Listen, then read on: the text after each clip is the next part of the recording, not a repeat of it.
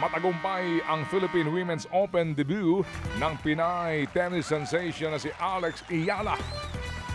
Masaya pong umuwi ang Pinay fans matapos nga pong talunin ni Ayala ang world number 163 na si Alina Charaeva ng Russia. Hindi nakaporma ang kalaban sa mga hataw ni Ayala para po sa 6-1 at 6-2 na panalo. Bahagya pang naantala ang ikalawang set dahil nga sa hiling na medical timeout ni Ayala matapos na pulikatin. Balik aksyon si Ayala sa Miyerkules para po sa round of 16 pero hindi pa tukoy kung sino ang kanyang makakalaban. Samantala, patuloy naman po ang ligodon ng players sa Premier Volleyball League. 6 sa 10 bagong players ng Strong Group Athletics ang mapupunta sa Farm Fresh Foxies. Pangungunahan po yan ng veteranang spiker na si Ara Galang. Bukod kay Galang, hawak na rin po ng Foxies sina Roy C. Tobino, Maylene Paat, Amy Hernandez, Bia General at Remy Palma. Galing sa na-disband at Cherry Tico crossover sina Galang, Paat at Hernandez. Mula naman po sa Choco Mucho Flying Titans sina Tobino at General, habang sa Petrogas naman kinuha si Palma matapos po ang leave of absence ng Angels. Tutulong iangat ang Farm Fresh para sa 5th place finish sa PVL Reinforced Conference. Formal na pong ipinakilala ng sister team ng Farm Fresh na Sus Coffee Thunderbells ang veteranang si Rachel Ann Dakis. Huling naglaro po si Dakis sa Foxes noong pong 2024. Ito'y reunion na may tuturing para po sa kanila ng kapwa spiker na si Jovelyn Gonzaga na higit pong isang dekada na ang nakalipas mula ng una niyang maging teammate. Isa po si Dakis sa 5 bagong players ng Zeus. Nandyan din po sina Chi Saet, Ces Robles, Karen Verdeflor at Ren Peñafiel.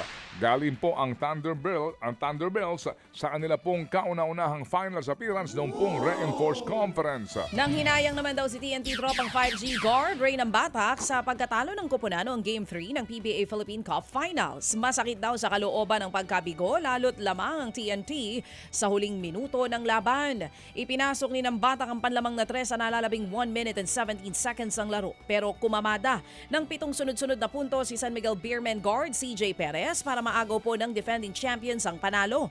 Sa huli, talo po ang TNT 95-89. Lamang ang San Miguel sa best of 7 series 2-1. Susubukang bumawi ng TNT sa Game 4 bukas, Miyerkules, sa Mall of Asia Arena. At bukod po sa pagpapangalan sa PBA Finals MVP sa legend na si Don Ramon Fernandez, bibigyan pugay pa rin po ang 2 dekadang karera ni El Presidente sa Liga. 19 inches po ang tangkad ng tropeyo at merong 4-inch na base ito. Pagkilala yan sa PBA record ng 19 championships ni Fernandez at pagiging kauna-unahang player na nakakuha po ng 4 na PBA MVPs. Merong 6.04 inches din itong diameter alinsunod po sa 6'4" na height po ni Don Ramon. Si Fernandez nga mismo ang mag-aabot ng kauna-unahang Finals MVP Award na nakapangalan sa kanya pagkatapos po ng kasalukuyang Philippine Cup Finals. El Presidente Don Ramon Fernandez. Mga kapatid, brothers and sisters, saan ka pa? Dito na tayo sa totoo.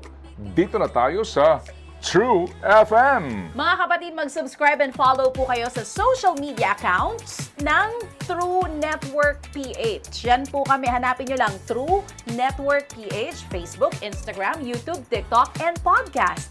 Mapa Apple or Spotify man yan, mahahanap nyo kami. Lahat ng mga napapanood at napapakinggan nyo po sa programa, nasa social media accounts namin yan. So paano mga kapatid? See you sa social media!